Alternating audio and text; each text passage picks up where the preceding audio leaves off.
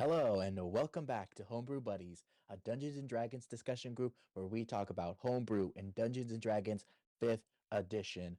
Welcome back. I'm your host, Addison Daniels. My pronouns are he, him. You can follow me on Instagram at AddisonD_98. But, excuse me, we're going to have some awesome fun. But before we get into that, we'd like to have some acknowledgements. So, we acknowledge that we are on the traditional homelands of the Puyallup tribe. The Puyallup people have lived on and stewarded these lands since the beginning of time and continue to do so today. We recognize that this land acknowledgement is one small step toward true allyship, and we commit to uplifting the voices, experiences, and histories of the indigenous people of this land and beyond. We'd like to acknowledge that we are on the traditional homelands of the Puyallup people. Oh, I already said that. We acknowledge that our nation is built on the labor of enslaved people who were kidnapped and brought to the United States. We recognize the continued contribution of their survivors, and we acknowledge all immigrant labor, including voluntary, involuntary, trafficked, forced, and undocumented peoples who contributed to the building of the country and continue to serve within our labor force. Thank you. With that, you know what's next. Every week, same time, same place. Weekly shout out. Oh my goodness. Thank you to our newest slash oldest slash whatever follower. Thanks, Obama_OST, Lava Flash. Uh, Lava Flash is another person. Thank you for following us. You can follow us too if you're just joining in. We're a fun homebrew Dungeons and Dragons group, so follow us. Thanks to our subscribers, Cosmic Purge, Sammy, and Sane. If you haven't been enjoying all this content so far, you can get a whole bunch more at Patreon. Like, thank you, Elisa H, Sade, Larissa J, Amy H, Jeanette S, Bert R, Tony D, Emma T. Oh my goodness, you know what they get at Patreon? They get the table breakdown. If you've been enjoying all these spells, these enemies, these random magical items, you too can have them for your fun campaign, so you can confuse your DM by saying, I cast lemon. If you don't know what I'm talking about, go back and check out our VOD on YouTube. It's one of our homebrew spells we made. It's called lemon. So if you want fun spells such as lemon or the reanimator or what have you, go check out our Patreon. $3, very simple, link below. And we'd also like to thank our donors, WGL79, and many more anonymous. With that, I'd like to introduce the man of the hour, the man with the plan, the man with cool hands that compose awesome operas and also roll cool dice. You know him, you love him, Rico Lestraps. Hello. Hi. Thanks for having me. As usual, Addison. Hi, everyone. I am Rico Lestraps. My pronouns are he, him, his. I am a producer here at Break the Table, and I'm excited to roll some dice. You can catch me back here tomorrow for Welcome to Witchlight, in which I will be the narration manager, and we are still early in our game, still at the Witchlight Carnival, so if you haven't checked it out yet, definitely try to pop in. It's been wild, wacky, and fun. So what are we doing today, Addison? Ooh, today is in honor of this holiday season. We're going to try to do a holiday every Thursday. So, Yes. for those who don't know, Hanukkah's going on right now, and I have a lot of friends who celebrate Hanukkah. So, in honor of this said holiday, we are doing a very fun, let me pull it up real fast, an item. It's called the Candelabra of Hope. Let me see. Okay. So, happy Hanukkah, everyone. This familiar candelabra has 7 candle slots and allows the user access to a level 7 spell list. However, to gain access to that spell list, requirements have to be made so you can get the full access. So, one way to gain full access is to provide 7 different gems worth 10,000 gold each for each of the candle slot. However, the candelabra can be used with fewer gems, but it's up to the DM's discretion which spells the party will have access to. The other way is to use spell slots equal to a level 7 spell slot for each candle slot. So once a candle slot is being used, the spell does not leave until the user decides when to expend that spell. Once all 7 spells have been used, the candelabra can no longer be used until a full year has passed since the last candle slot was used.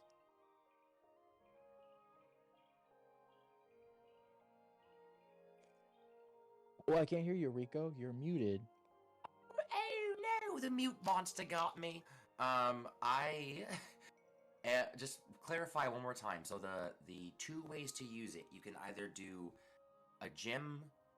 Mm-hmm. You can either use a gem in order Yep. to use that 1 slot, Mm-hmm. or how does the other way work? Or you can use your spell slots. So if you're a magic caster, you know, you can all you have to do is just use your spell slots and put it in up to level 7. So if you really wanted to, you could use all your first level spells, right? And then you could be like, "Oh, I get a level 7," or whatever, you know. Got it. Okay, so you can. Okay, that makes sense. And it's up to level 7, or each candle can hold a spell up to level 7. Each candle okay, speaking of, let's get into the spell list. So the spell list for each candle slot, it's Conjure Celestial, Crown of Stars, Draconic Transformation, Finger of Death, Power Word Pain, Project Image, and Symbol. Yes, and cool enough is that each one of those spells are from the 7 different schools of magic. I like it. I like it. And so if I were to use a spell slot, oh, I get it. I have to unload as many spell slots as possible to make that spell happen. Correct. Like I can put a level 2 and a level 5 spell slot into it, expend those spells, and then I will get Power Word Pain. Correct. Got it. That makes sense. Sense. Yeah, so there's definitely multiple ways for this to be used. So, like for instance, if you're a nice DM and you're having like a nice little holiday campaign, you can have that your party's looking for these gems to light up this candelabra, and so they can use it to fight the big bad guy, you know. Excuse me. Or you could do whatever you want, you know. Yeah, I love that. It can be a build up for them, and then so once you have it activated, it's only once per day that you can use each one, right? No, it's only a one-time thing. One time ever. Yep. Until the next full year. And then but you can use all 7, like each one goes down. Correct. Okay. Wow. Yeah, this is a great like one-shot item for sure. Definitely. And I guess you can put it in your main campaign. I mean, I definitely would be very sneaky with it if I had this item. I'd be like, I'm not using any of these spells until I face the big bad and I'm casting Power Word Pain or something, you know? I would throw this at a party that does not have the means to identify. So that they have to just like, you know what I mean? Like take those little steps. They cast Detect Magic. Oh, well, you actually get a full rainbow of magical effects coming from this. You know, like, I would love to watch a party problem solve to figure this one out. Ooh, that'd be you know, I agree. I think this would be a very cool, like, mysterious magic item. What does it do? And the best thing is your players can't cheat, and they can't be like, let me Google this and see. Oh, this is a ring of mental protection or whatever. No, entirely homebrew. You can get it at Patreon at the table breakdown. Link below. Yes, we're gonna include it in our December breakdown. I think that's pretty rad. I have one question. The power word. Sure. Would you? That's the one thing that I would want to maybe homebrew a bit more, depending on the class of the party. You know, because if they're like a morally good party, I might want to give them power word heal instead. Oh. Or if they're lacking a healer, you know what I mean? Like, I think there's a way to, like, tweak a couple of them. But most of them, I think, are really great because they're utilitarian. Yeah, You know? definitely, definitely. That was my thing looking up these spells. You know, I was like, you know, what would fit the the exactly like you said, utilitarian, like what's the many uses I can get out of this? And the only reason why I chose Finger of Death was because I couldn't find a level 7 necromancy spell other than that. So I'm like, oh well, Oh. I guess you have. Yeah, yeah, So, but yeah. you know, as your DM, you can fit whatever discrepancy you want. So maybe that doesn't fit your campaign. Switch it. Maybe you have, like you said, power word heal. I think that's a level 6 or level 8 spell. Just swap it. Yeah, yeah. You can make it work. I am just gonna look. Let me see what necromancy things I'm pop up on me. And Oh, you're so, right. There are so few. There's Finger of Death, Resurrection, and Tether Essence. yep, yep. Not a lot. Which is kind of sad because I really like necromancy. I think it's dope. Mm-hmm. I Ooh. mean, Tether Essence might be a fun one. I mean, Resurrection is always, like, that is useful. You Oh, know? oh yeah, it is. Oh, also true resurrection if you get level 9. Oh, yeah. Oh, yeah. So, for our viewers just joining in, we're talking about the Candelabra of Hope. It's a homebrew item that we've just created where you will be able to have access to a level 7 spell list, depending on either you have gems to use for the spell slots or you use your own personal spell slots equal to a level 7 to be able to have access to it. Um, and for those not knowing, Power Word Pain and some of these spells, we're just gonna go through them real fast. So, Power Word Pain. So you speak a word of power that causes wave of intense pain to assail one creature you can see within range. If the target has 100 hit points or fewer, it's subject to crippling pain. Otherwise, the spell has no effect on it. But yeah, that's pretty good. Oh, yeah. It's such a good spell. I'm trying to pull it up so I have them to reference later, because these are high-level spells, and I am not a high-level spellcaster. Sure, yeah, and you know, I think for Power Word Pain particularly as well, it doesn't. I don't think it does damage, but oh, here we go. What it does: the target also has disadvantage on attack rolls, ability checks, saving throws, other than Constitution saving throws. And finally, if the target tries to cast a spell, it must succeed on a Constitution saving throw, or the casting fails and the spell is wasted. So Yeah. it's perfect for fighting wizards or magic casters. Yeah, it's a great debuff for sure. In fact, it's probably the best debuff in the game next to, like, Bane. Yeah, definitely. I can definitely see that. Okay, so we have power. Let's go. The next one, project image. So essentially, you create an illusory copy yourself that lasts for the duration. The duration is, let's see, where is it? Up to 1 day. And That's a long so, time. yeah, it is. Especially if you want to do some espionage, perfect for it. Um, the copy can appear at any location within range, so within 500 miles. That's that's a big range. That's Um, huge. oh yeah, especially because we don't really think about 500 miles, 5 miles in game, you know. But that's basically a whole city if you think about it. Yeah, I mean, that's between two cities, really. That's like Tacoma to Everett is 90 miles. Oh You know, yeah, you're right. That could be a whole state. that's a whole state. Yeah, easily, definitely, Wow, definitely. my Because from goodness. Jacksonville to Pensacola, driving across the Florida Panhandle, that's 500 miles. Oh, wow. So, oh, this is a good spell to have.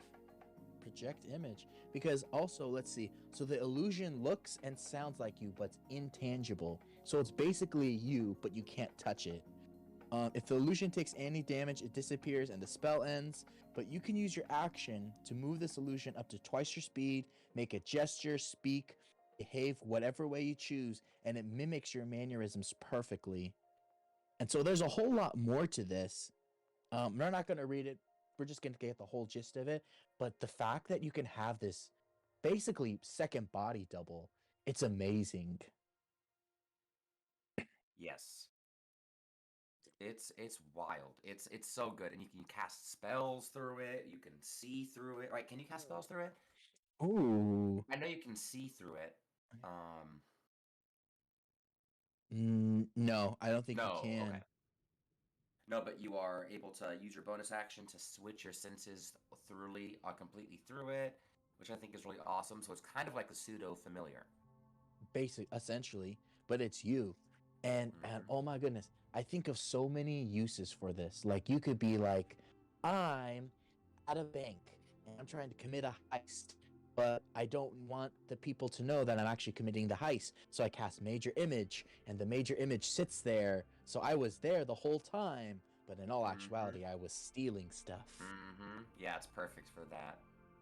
Come on, Waterdeep. Yep, exactly Waterdeep. My goodness. I love that. Next one we have Symbol.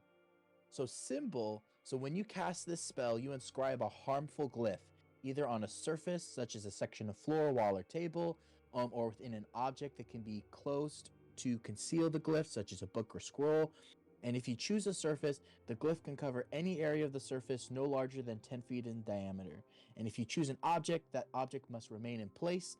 If the object is moved more than 10 feet from where from where you cast the spell, the glyph is broken and the spell ends without being triggered. So essentially, to dumb it down for everyone, basic roots is you write a word and you put it on a table, you put it on a book, you put it anywhere, and when the special conditions are met for this glyph, it triggers.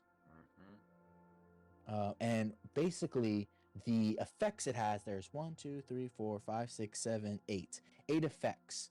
We have death, discord, fear, hopelessness, insanity, pain, sleep, stunning, and each of them have their own little thing. Like, for instance, death is each target must make a constitution saving throw or take 10d10 necrotic damage on a failed save. That's a lot of damage. It's a lot of damage. Especially if your party is grouped up and they're within 10 feet of each other, which is pretty basic. I could say you could get 10 or 3 people easily with that. Oh yeah. Oh, definitely. Definitely. So I'm excited to see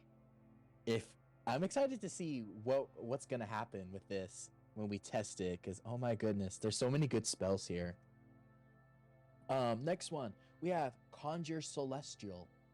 So basically, to sum it down, you can summon a celestial of a challenge rating 4 or lower. It appears in an unoccupied space you can see within the range, so 90 feet, and it disappears when it drops to 0 hit points or when the spell ends, up to an hour. And so it obeys you. You have your own angel to help fight whatever you want. And celestials are powerful. They Don't get are. it It wrong. says when it says CR4, that seems like you're not getting a lot out of it. But the example they have is the Pegasus, which is technically only a CR2. But like the Pegasus, first off, fly speed of 90, 60 hit points, and they can do 11 points of damage. So like that's a CR2 can already do a good amount. So even though it may seem like it's not that strong, pretty good. Yeah, it is. They're very helpful, because not everything has to deal major damage. Yeah, absolutely. Like you could, I always think about like you can always summon helpers, right? You can always summon someone that can stand back and just heal. Oh yeah, oh, that would be so helpful. You don't have to, especially if you don't have a healer, right? You can just be like, Angel, you're gonna heal everyone with your bonus action. Literally. As a DM, I'd be like, I fucking hate that. But as a player storyteller, I love that. That's so interesting. Now I will say that you are fairly limited in that According to the basic rules, there are 2 Celestials under CR4, and if you have some of the other ones, you get a total of 4. But even then, Pegasus, large, very strong, and then the Coddle is also pretty badass. Innate Oh, spell casting, including having Bless and Cure Wounds and Lesser Restoration, and Greater Restoration once a day, Scrying wow. once a day. Like, summon a Coddle and you are set. I already know you're already picking it. I don't even know No. what a Kotlin is, but Quetzalcoatl? A Coddle. Yeah. oh, So ooh, flying okay, snake. okay. Oh, that's cool. I like that. I'm not gonna. Okay, so we've had all this. So next we have Crown of Stars. This one I super love, and I'm Love very this excited for it. spell. So 7 star-like motes of light appear and orbit around your head. Um, Basically, you can use a bonus action to send one of the motes towards a creature or an object of your choice within 120 feet of you. And when you do so, you make that ranged spell attack. On a hit, the target takes 4d12 radiant damage. And whether you hit or miss, the mode is expended, and the spell earns early. Oh, I think that's it. Yeah. Yep, that's Well, and it. then they also provide light. Oh, Which is yeah, of course. the other nice part. A lot of light. Bright light in 30 feet, dim light for 30. But if you only have 1 or 3, it's just dim light. That's still awesome. Yeah, dude, and 4d12 is a lot of damage. Like, like that's Right? that's 44 damage right there. Hello, Valexion. Oh, hello. Glad Sorry you we don't have our joined. chat up. No, you're right. We do not. For those just joining, we are celebrating the holiday season, and we're taking each time to celebrate a different holiday. So today's holiday is Hanukkah. Happy Hanukkah, everyone. And our item for today is the Candelabra of Hope. Essentially, what it is it's this candelabra with 7 spell slots, and you can either use gems to access the spell list, or you can expend spell slots into the candle slots to get the spell list. So far, we've been talking about, let's see. Oh, lost it. Oh, here we go. Conjure Celestial. We talked about Powered Pain, Project Image, Symbol, and we're on to the next one. Oh, we talked about Crown of Stars. Next one is Draconic Transformation. This one makes me so happy. Oh my goodness. I know next to nothing about this one. Oh, because it's in Fizbins. This is the new one. The Ah. Treasury of Dragons. Yes. Did I've you get that? Did you get Fizbins yet? No. I obtained it, yes, and it may or may not have been through legal means, but I have read such You can just say that content. you've read it. You can just say that you've read it. You don't have to walk the moral gray. But for those just wondering, what this spell does is you transform yourself into a dragon. So you take on the draconic features, like you gain wings. They're celestial wings, or what are they? Incorporeal wings sprout, and they give you a flying speed of 60 feet. That's pretty dope. You get to have that. You get a breath weapon. So when you cast a spell as a bonus action, let me see, where is it? You can exhale a shimmering energy in 60-foot cone, and so each creature in that area must take a dexterity saving throw, taking 68 force damage. On a failed save, it's half. But I 68 love that they chose force damage. exactly, because force damage is I think is the only damage that doesn't, like, no creatures are immune or have resistance to it. I don't think so. I think there might be a couple undead that are resistant to it. But yeah, it's one of those weird ones where it's like an elemental damage that has no elemental resistance. Yeah, yeah. So that's why I like force damage for myself. You also get blind sight. So for those who don't know what blind sight is, basically you have a blind sight, blah blah blah. Da, da, da. So you can see anything that isn't behind total cover, even if you're in blinded or in darkness. Moreover, you can see invisible creatures unless the creature successfully hides from you. Speaking of blind sight, my take for the day, I think blind fighting is the most underrated fighting style. Really? I think it is so underrated, especially at higher levels. Like, literally, if anything is within 10 feet of you, you can see it, you can sense it. Oh, you know what? I know what you're talking about. I was confused at first. I was like, is this a new class? But I know what you're talking about. The blind fighting style, yeah. Yes.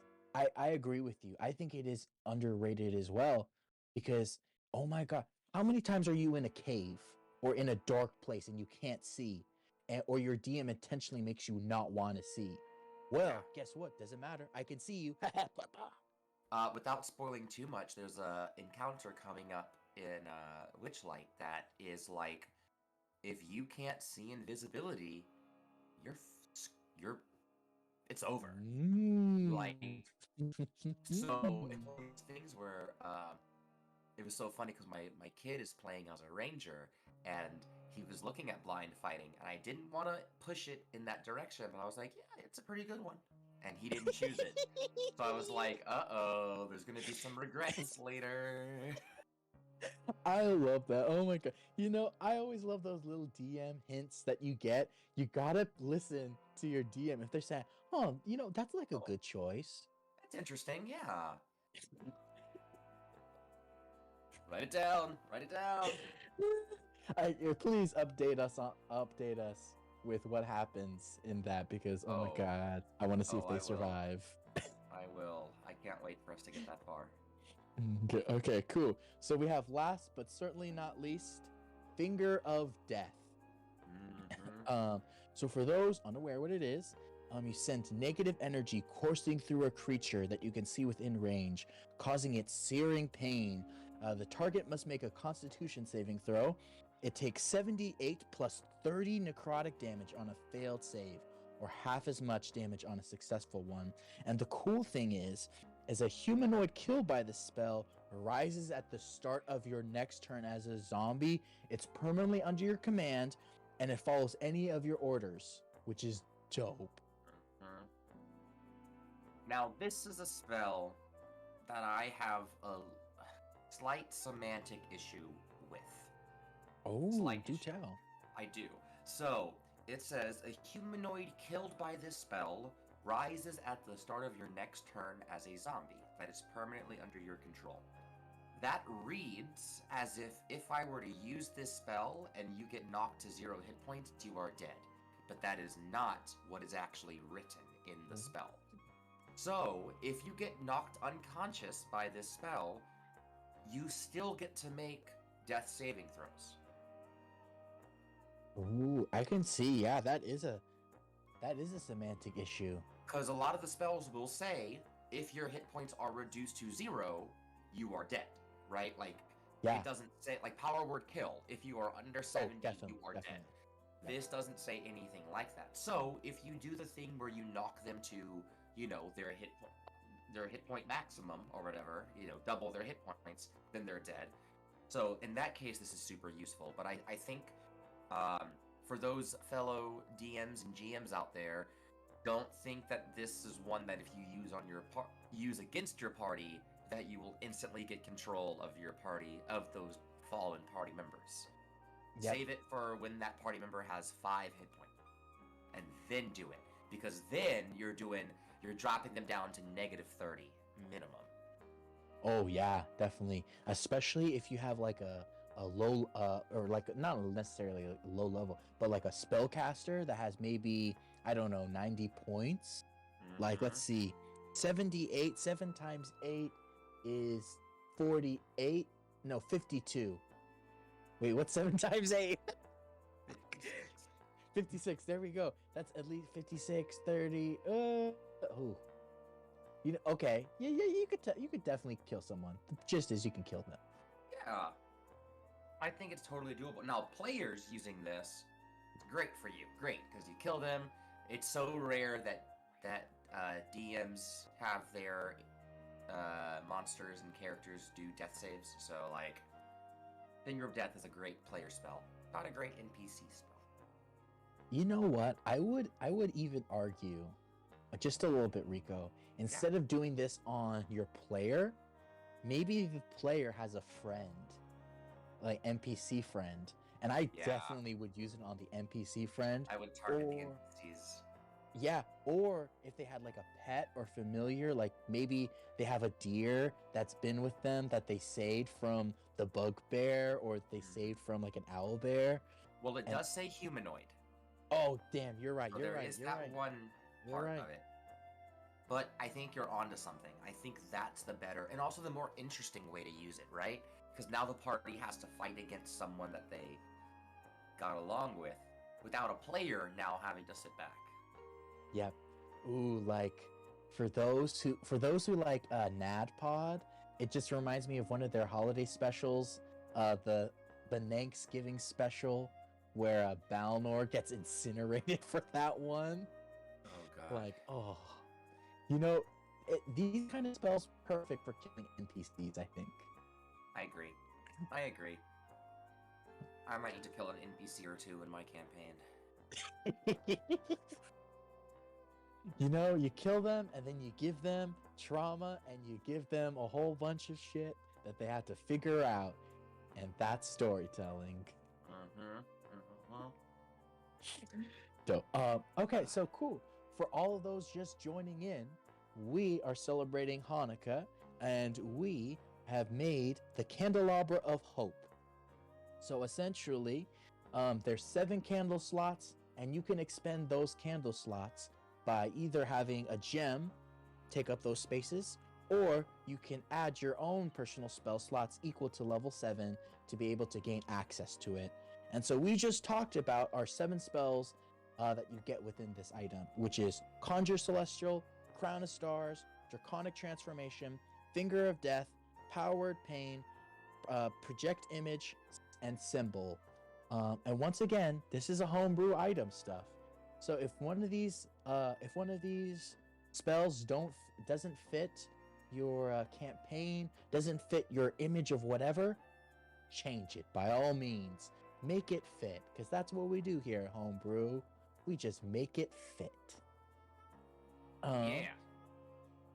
Yeah, and with that being said, we're gonna take what we like to call our mid-show boost. So here at Break the Table, we like to help support local BIPOC artists. And so, if you yourself are a local BIPOC artist, link below, email us and we can work something out. Maybe get your stuff out. But for today, oh my goodness, I totally forgot to ask about this. Sade, what do we have on board for our mid-show boost? Actually, I think we should share the children's hospital videos since we're still raising money for Extra Life. Oh, thank you so much. I totally forgot about that. Yes. So here at Break the Table, we are doing a really cool thing. It's called Extra Life. So for the rest of the year, we're raising money for Seattle's Children's Hospital. And if you donate $10 or more, we have a cute little song dedicated just for you. Cute. So here you go. It's our 10 it's please enjoy our little ad for it, because we'll be back after we stretch, take a break, and we'll be back with our encounter.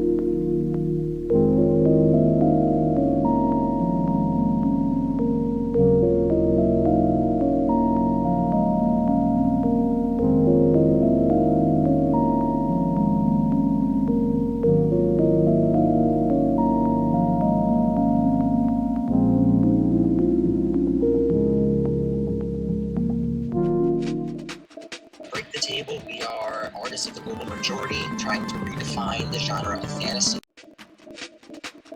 Break the Table, we are artists of the global majority trying to redefine the genre of fantasy and role-playing games using our own creative storytelling ideas. But when it comes to D&D, I love building a story together, being collaborative, right? So we all tell something cool and unique. She got real quick. She thinks she's that. The echo I have to go, yeah. Teach me how to do it and show me how to do it. I'll love you. I'll love.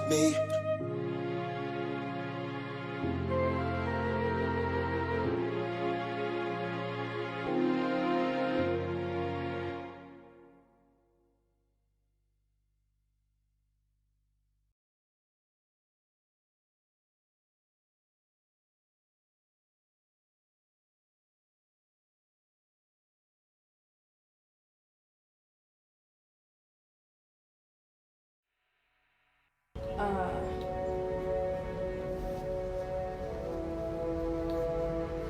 I feel like everything I do is about conflict, but I renamed it The Conscience of Tabitha Grace, and it's kind of that like my chaotic impulses versus like my Virgo being like, no, this is what you actually need to be doing right now. I see. So like this juxtaposition between like, yes, sensibility and like yeah, chaos. yeah. So I'm just like thinking of like I'm kind of like throwing all versions of myself into this. Right. You know what I mean? I want it to be very, very different, but also Right. on brand at the same time.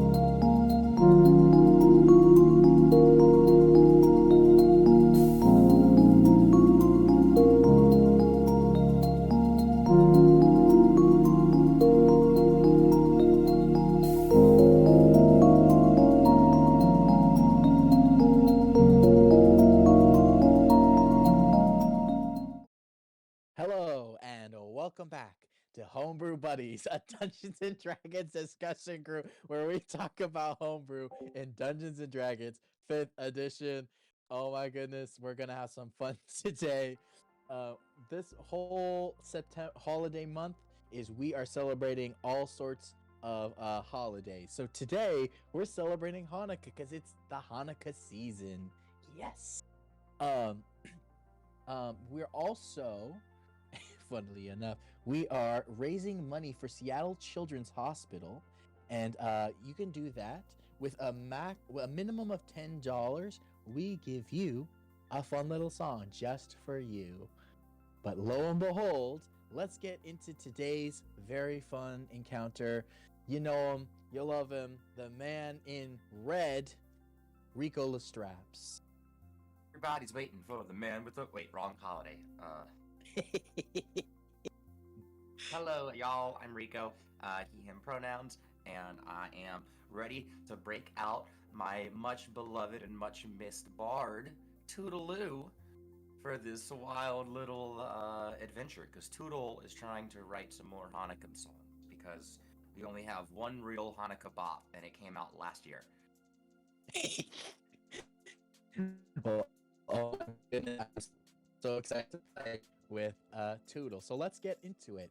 So Toodle, you find yourself on this humble Hanukkah day. Oh, let's make it evening, pre-evening, if you would. Yes. Twilight of the day, Sensible where pre-evening. where the night is slowly setting down. You find yourself walking to the one and only Zedediah Zootopia Spectacular. Wow, I love this show every year. And essentially, you know from being Toodle and from performing at random places that Zedediah Zootopia Spectacular is one of the places to be. It's held at Zedediah's Zootopia, where essentially he has animals, monsters, everything you can think of at his location. And so you're headed there for the spectacular season, holiday season. Well, I can't wait. This will be so much fun. I have my drums on my back and my little horns in the front, and I'm doing a little toot toodle toot toot toot as I parade my way down there. Perfect. So as you get to the entrance of Zedediah's Zootopia, as you give yourself the ticket to the ticket manager, bing, bing, bing, bing, bing, alarms go off, confetti comes down around you, and yeehaw! Up from behind you pops up a giant ogre, an ogre wearing all plaid and a cowboy hat, and he says to you, "Hello, I'm Zedediah, the cousin of Riddle Joe." Oh And no! you've just entered my Zedediah Zootopia as the 1,000th customer.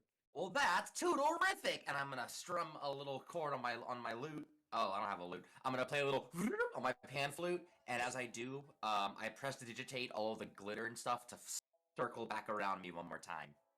That's amazing. Okay, so as that happens, he says, "Well, as our 1,000th customer, and because of the holiday season, we're giving you this candelabra." And he pulls out from his bag the candelabra of hope, and he gives it to you, and he says, "All right, now there's one thing. This candelabra doesn't work with gems, and I'm running a business here, see, so I can only give you a certain amount of gems. But I need to find. Are you a spellcaster?" I sure am, sir. "Oh, perfect. Then that cuts my costs." He looks at his checklist and starts erasing costs, and he's like, "I can give you 3 gems," and he gives you 3 gems: a diamond, thank you. a ruby, and an emerald. And these are like pretty well cut, right? Like, need to be how much for this item? They're 10,000 gold. Worth Wow. 10,000 So it's gold. like half my It's hand. Well, no, hefty. well, I'm a halfling, so it's like my hand size with like the sharpest, most pristine sides and edging all the way through. Ooh. Yes, it's Wow. the most beautiful cut you've ever seen. Well, this is extraordinary, and I'm gonna wave my hand a little bit of glitter. It's gonna sparkle around it, very much like in an anime. So, with that, Zedediah, he gives you the whole gist. He tells you all the rules about how to use this candelabra, and he's like, "Well, now go on, enjoy the Zedediah Zootopia Zespectacular." Well, I And he can't wait for the shoots you off. spectacular! Whoa! And I begin to trot my way through the gates, humming a little toodle and gram, dun, dun, as I make my way in. Perfect. As you're into this in the zoo, you find that everywhere and everything there's lights, there's colors, there's beautiful sights and smells. You can smell the smell of a churro stand. You can see pretzels being made. You can see people spinning a fun giant dreidel. There's a giant dreidel thing, and people are Wow. spinning and having fun. It's a hoot of a time. This reminds me of the Witchlight Carnival here at Break the Table on Fridays. Yes, It's like- exactly like that. I was like, oh, I'm gonna just go get myself a churro. Make my way over to the churro stand, of course. As you're purchasing your churro, all of a sudden, the lights are turned off, and you hear a rumble of what's going on, what's happening, what, and just as everyone's starting to get spooked out a bit, you see a spotlight appear, and right in the middle of the zoo, you can see Zedediah, and he says, "Yeehaw! All you customers here!" And you can see he's on an owl bear, just getting it up like a mechanical bull. "We're gonna have some fun here at Zedediah Zootopia Spectacular. We are looking for one brave soul who's able to take the tournament of power." Graham will sign up for that. I should sign up for it. That's where I'll find Graham. I'll do it. Immediately as you raise your hand, another spotlight comes on. Boom! Why? Look, Sparkles. it's our 1000th customer. Oh, give a round of applause, folks, and everyone. Yeah. I will bow very epically Okay. and then begin to play on my pan flute as I walk towards him. You get escorted there towards the center of the zoo, and as you do, Zedediah comes up to you, says, "All right, now, I need you to sign here, sign here, sign here, initial here, initial here, initial here. My mage This hand is is doing so- it. Perfect. I hope you know we are not liable for your death, harm, injury in any way. You are participating voluntary. Thank you." And as he does that, he takes it and he's like, "All right, give this to my lawyers. We can't have another death on our hands here." I'm mid solo, like feeling it. It's like climax of Bohemian Rhapsody right now. I'm in the zone, not hearing a thing. Just my mage hand just going to town, signing away. Perfect. So as you're just performing, doing your thing, you get escorted into the arena of power as you see the one stage. It lowers down deeper and deeper until it becomes like a Coliseum-esque like pit. Oh, I love arena shows. Aha! And I'm gonna start setting up my drums, thinking that I'm about to put on a show. Perfect. So as you do, I want everyone to know in this audience, I'm literally picking my cards at random. I don't know what's gonna happen, what he's gonna fight, Oh, because this boy. is a Zoot fight. And so as you're doing your little drum solo, there's a beat that's kind of off-putting, to be honest. As you're, it's like 1, 2, 3, 4, and as you're about to hit the 1, it's like a beat before happens, and it's just off, and it's a thump, thump, thump, thump. Mama needs a better You hear it go metronome. loud. Yeah, yeah, right. And it grows louder and louder, and a looming shadow, grows over you. You look, where's the light? Where is this? And you look up to see a giant tree ant is looming behind you. Drumsticks. Hi, friend. Can I make drumsticks Let's from go. you, please? As you say drumsticks, you see a massive tree branch coming at you. Let's go ahead and roll initiative. Yep. All right. Okay. First time playing D&D in a bit. And Me I'm starting too. off with a 19 plus 4 for a 23. Oh, perfect. So, Toodle, you go first. What would you like to do? I guess my question is, he didn't explain what this candelabra does at all. Right? Or did he give me a quick rundown? He did. Okay. He gave you the rundown that I gave you. Okay. So you know cool. how to use this item. You just don't know what spells you'll get. I don't know what. So I know that each one will do a spell, but I don't know what spell will occur. Right on the nose. Oh, so I can't pick. Oh, okay. I'm gonna do a quick little spin around myself, and dreidel, light, and I'll light the first candle with the ruby. I'm gonna go ahead and pop the ruby Perfect. on it. Let me go ahead, roll, and let's see what spell you get.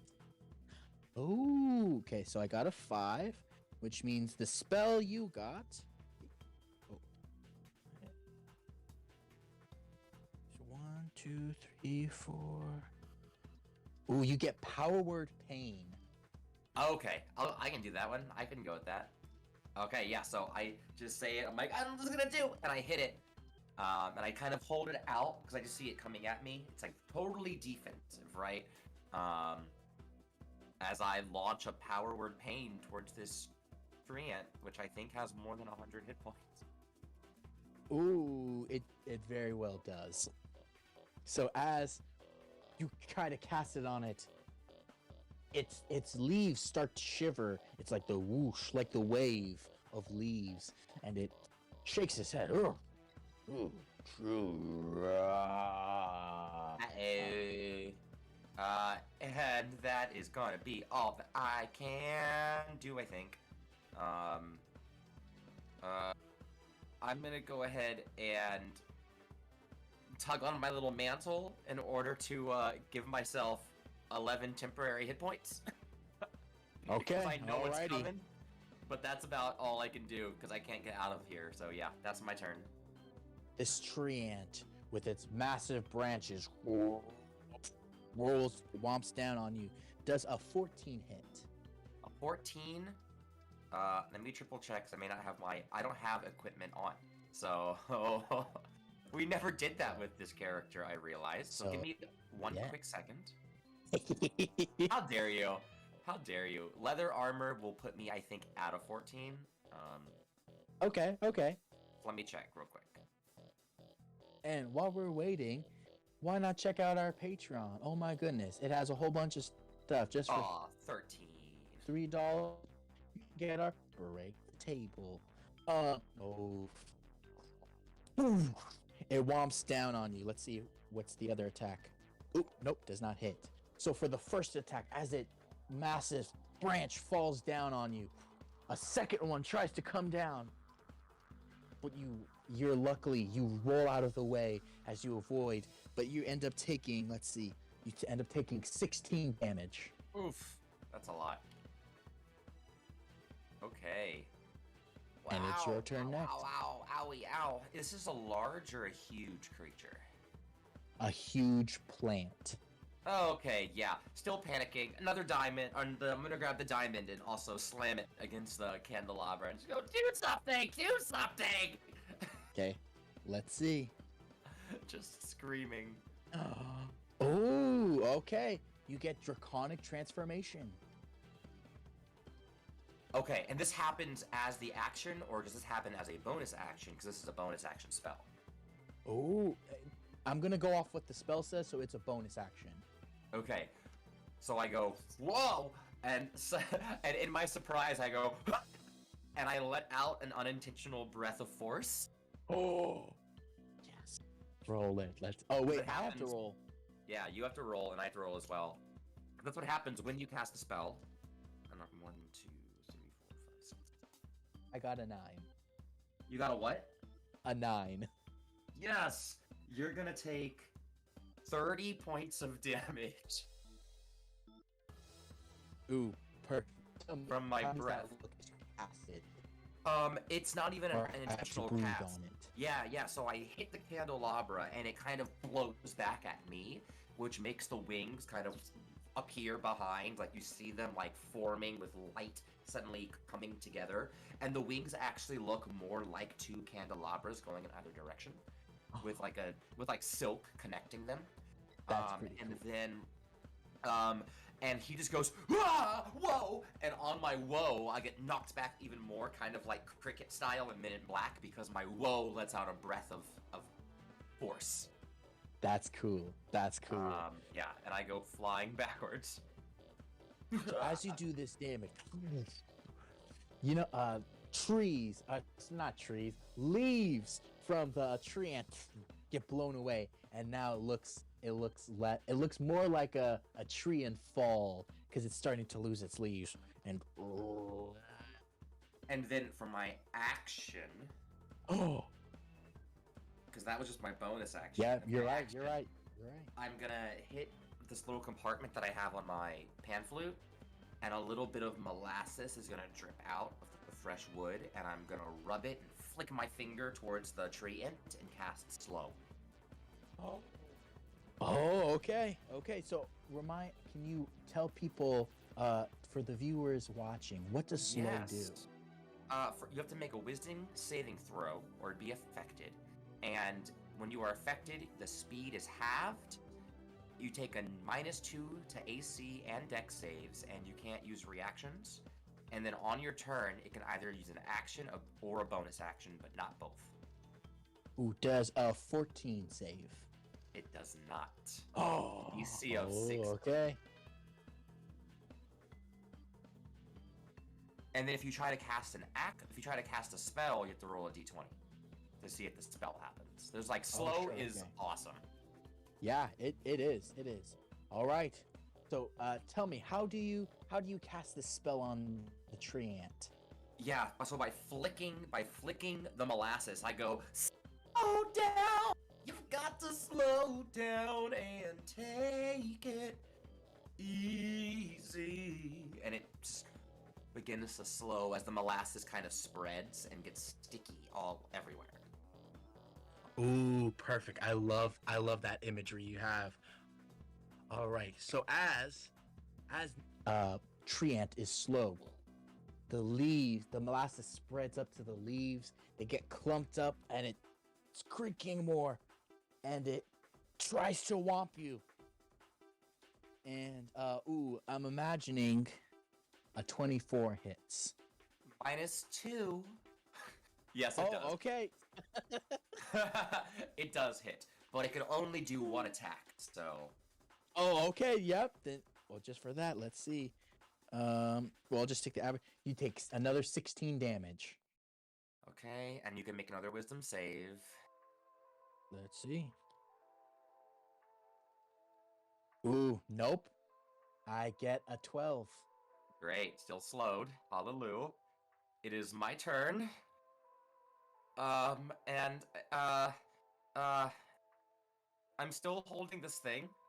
I'm now flying, which is weird. So I'm gonna fly. I'm gonna circle around. I'm not gonna leave its melee. But I'm gonna circle around behind it with my candelabra wings, and I'm gonna just go, okay, third time's the charm, I guess. And I'm gonna slam a third one at it. Okay, let's see. Oh, okay. You get conjure celestial. Okay. Only because I was thinking this for a while. I'm gonna hit it, and as my hand moves away, you see this worm-like.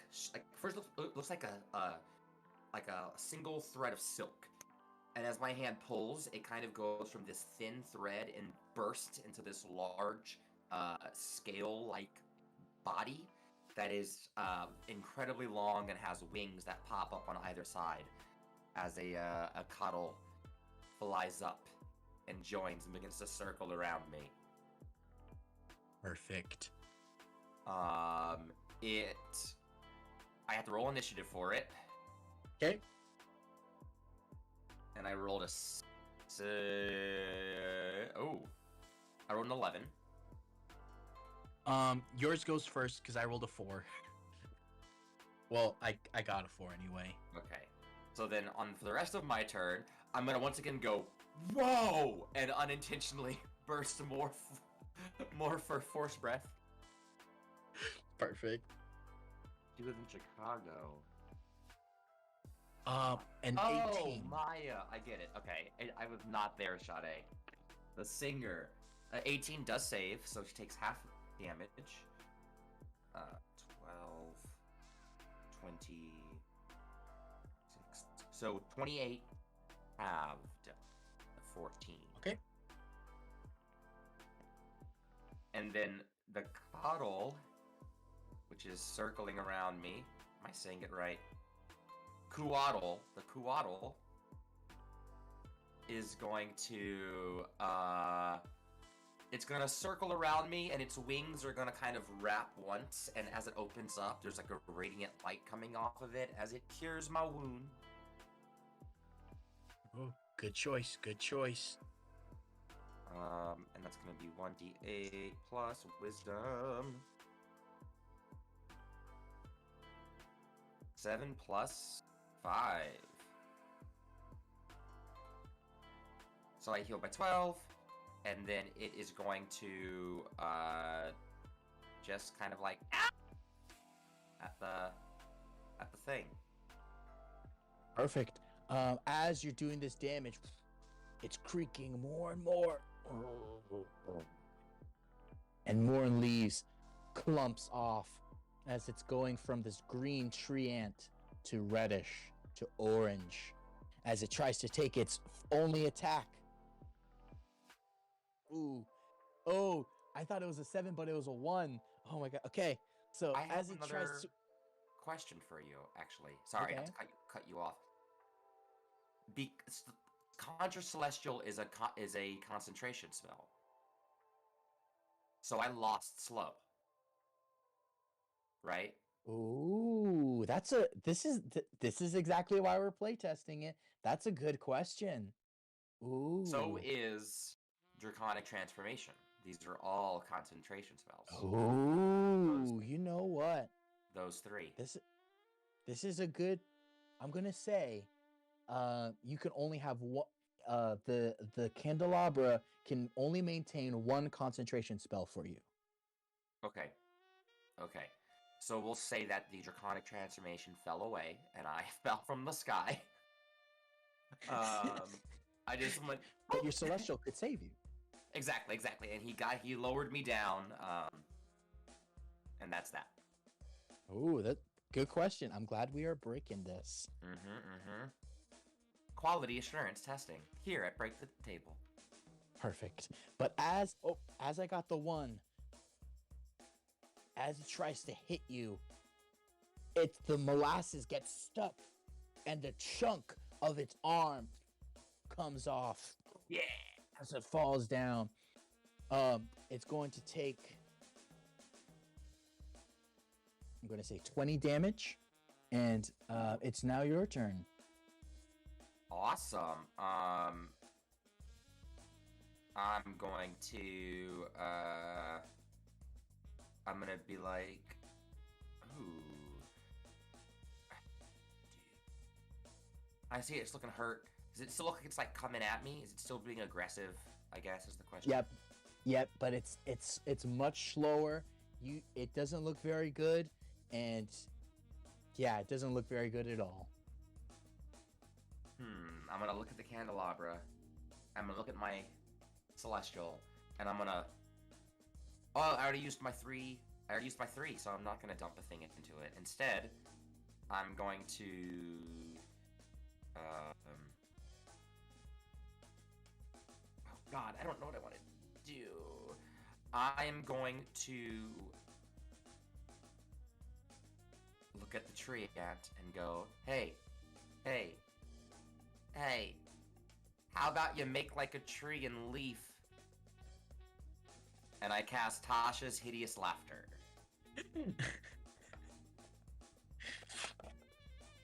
What? Can you explain what Tasha's Hideous Laughter is for those who don't know? Yes. It a creature of your choice that you can see perceives everything as funny and falls into a fit of laughter. It has to succeed on a wisdom saving throw or fall prone, becoming incapacitated and unable to stand up. Well, I got a 10, so I'm assuming that doesn't save. It is down. Yep. So as it's slowing down with this molasses and everything, you hear this rubbing of bark sound, as you can assume it's laughing, as it falls down to the ground and just... And then the molasses wears away, unfortunately. But I will then also tap my new friend and go, "You got this!" And I'm gonna inspire my new companion. Oh, okay. Who is then going to I mean, it's not really an aggressive creature, but I guess it'll go ahead and bite at this thing that is hurting me. Okay, go ahead and roll. No, that's an 11. Oh, wait, inspired. D10, which I don't have ready. Here we go. So an 11, 19. Dirty Perfect. 20, actually. Perfect. Yeah. And that means you take 8 points of bite damage, piercing damage, and must succeed in a DC 13 Constitution saving throw or be poisoned. It doesn't even need to do that, Rico, because finish him. How does your creature, your celestial, end this tree ant? The koala's gonna bite into it, and it's gonna start flying its wings, and it's gonna pick the tree up. As the leaves fall, I'm gonna use my prestidigitation. Oh no, I'm gonna release a pyrotechnics as the leaves fall, so that now there is this like upshot of like sparks going up, catching the leaves that are falling on fire, and as they catch, each one kind of explodes in a soft firework, not going more than like 2 or 3 feet, but creating little bursts of light in the air about 20 feet up all around. As the branches begin to fall, they begin to catch and glow, and kind of like the flames dance a little bit. Oh, literally everyone around watching this, yeah! They're all freaking out, cheering for you as you defeated this tree ant. And you can see Zedediah coming down from a white wyvern.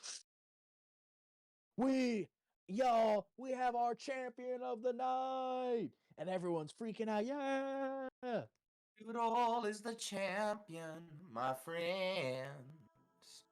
And thus ends our encounter for today.